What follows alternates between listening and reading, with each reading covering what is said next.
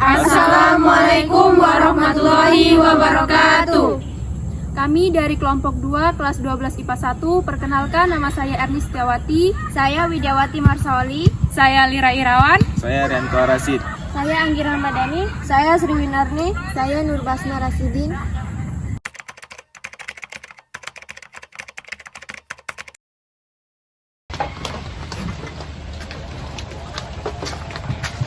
Kalian udah pada datang? Iya nih. Kalian dari mana aja? Ya dari rumah lah. Maaf ya telat. Ya udah, ayo kita mulai diskusinya. Hari ini kita mau diskusi tentang apa ya? Seingat aku sih membahas tentang perkembangan ekonomi pada masa awal kemerdekaan hingga pada masa demokrasi liberal. Emang kehidupan ekonomi pada masa awal kemerdekaan hingga demokrasi liberal itu gimana? Oke, jadi gini aku jelasin. Perekonomian Indonesia pada awal kemerdekaan itu mendorong pemerintah Indonesia untuk mandiri dalam mengatur keuangan, sumber daya ekonomi, dan juga untuk mengeluarkan kebijakan tentang ekonomi negara. Akan tetapi pada masa itu Indonesia terus diguncang oleh berbagai masalah perekonomian. Oke, jadi ada beberapa permasalahan ekonomi yang terjadi pada masa awal kemerdekaan Indonesia. Yang pertama, ada terjadinya hiperinflasi. Yang kedua, ada blokade ekonomi oleh Belanda. Yang ketiga, ada kekosongan kas negara. Yang pertama, itu ada hiperinflasi. Kalian tahu nggak hiperinflasi itu apa? Nggak tahu. Oke, jadi hiperinflasi itu merupakan salah satu masalah ekonomi yang harus dihadapi pemerintah Indonesia pada masa awal kemerdekaan. Kondisi perekonomian yang belum stabil ini menjadi penyebab terjadinya hiperinflasi tersebut. Penyebab lain terjadinya hiperinflasi yaitu peredaran mata uang Jepang yang tidak terkendali. Pada saat itu pemerintah Indonesia tidak melarang peredaran mata uang Jepang karena saat itu Indonesia belum memiliki mata uangnya sendiri. Yang kedua, adanya blokade ekonomi oleh Belanda. Jawa dan Sumatera merupakan daerah vital bagi pemerintahan Indonesia, sedangkan daerah di luar kedua pulau tersebut merupakan wilayah yang dikuasai oleh Belanda. Sejak November 1945, pemerintah Belanda melakukan blokade terhadap Indonesia. Belanda melakukan blokade ini karena untuk mencegah peralatan militer masuk ke Indonesia dan mencegah hasil-hasil perkebunan Indonesia diekspor keluar. Akibat blokade itu, pintu perdagangan Indonesia tertutup dan kegiatan ekspor pun terhenti. Oke, permasalahan ekonomi yang ketiga yang dihadapi Indonesia yaitu kekosongan kas negara. Blokade ekonomi yang dilakukan oleh Belanda menyebabkan kesulitan ekonomi bagi pemerintah Indonesia. Penghasilan pemerintah hanya bergantung pada sektor pertanian. Dukungan para petani yang membuat Indonesia masih bertahan dengan keadaan yang sangat buruk. Akibat blokade itu, pintu perdagangan Indonesia tertutup dan kegiatan ekspor pun terhenti.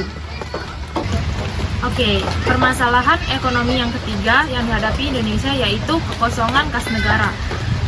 Blokade ekonomi yang dilakukan oleh Belanda menyebabkan kesulitan ekonomi bagi pemerintah Indonesia.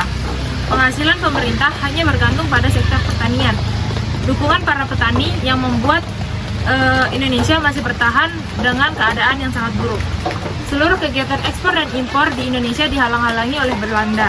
Akibatnya kas negara kosong, serta pajak dan bea masuk sangat berkurang sehingga pendapatan pemerintah tidak sebanding dengan pengeluarannya. Itu aja sih. Oh jadi gitu, ya paham. Terus ada upaya-upaya menyelamatkan perekonomian Indonesia pada masa itu nggak? Ada dong upaya keselamatan perekonomian Indonesia, yaitu dengan yang pertama mengatasi masalah keuangan. Upaya pemerintah untuk mengatasi masalah keuangan ini, pemerintah menerapkan 3 mata uang yang berlaku di Indonesia. Yang pertama yaitu mata uang The Javanese Bank, yang kedua mata uang Hindia Belanda, dan yang ketiga mata uang Jepang. Selain itu, pada tanggal 1 Oktober 1946, pemerintah mengeluarkan uang kertas, yaitu uang Republik Indonesia, dan ditetapkan dalam Undang-Undang Nomor 17 Tahun 1946 dan disahkan pada tanggal 1 Oktober 1946. Upaya yang kedua yaitu menembus blokade ekonomi Belanda. Upaya pemerintah untuk menembus blokade ekonomi Belanda ini, pemerintah menerapkan beberapa strategi. Strategi yang pertama yaitu Operasi Kobda dan APWI. Strategi yang kedua yaitu melakukan diplomasi ke India. Strategi diplomasi yang dilakukan pemerintah Republik Indonesia adalah memberikan bantuan beras kepada pemerintah India yang saat itu sedang dilanda kelaparan. Kemudian Indonesia mengadakan perjanjian bilateral dengan India pada tanggal 1 Agustus 1946.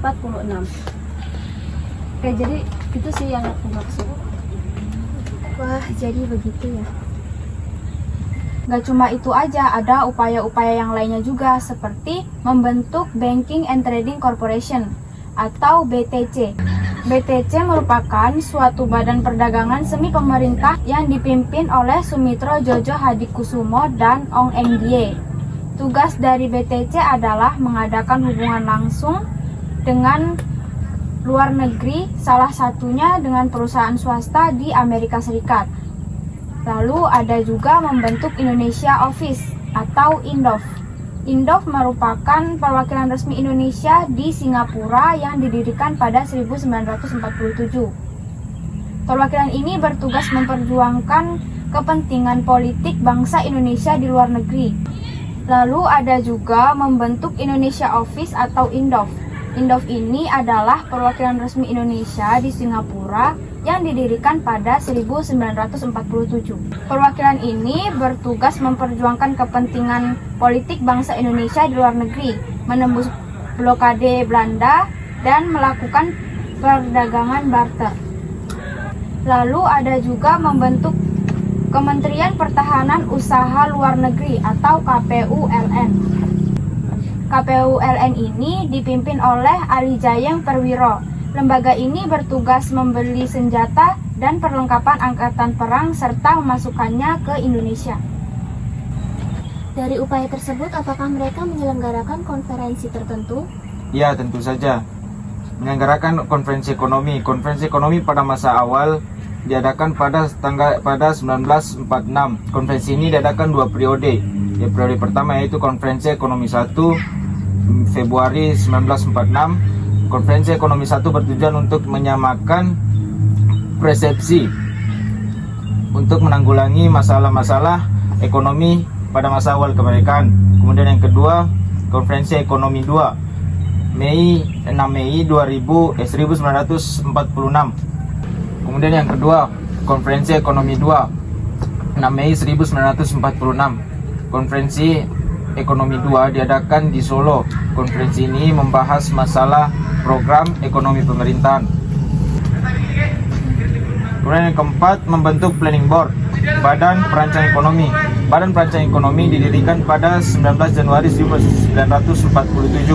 Badan ini bertugas membuat rencana pembangunan ekonomi jangka waktu 2-3 tahun.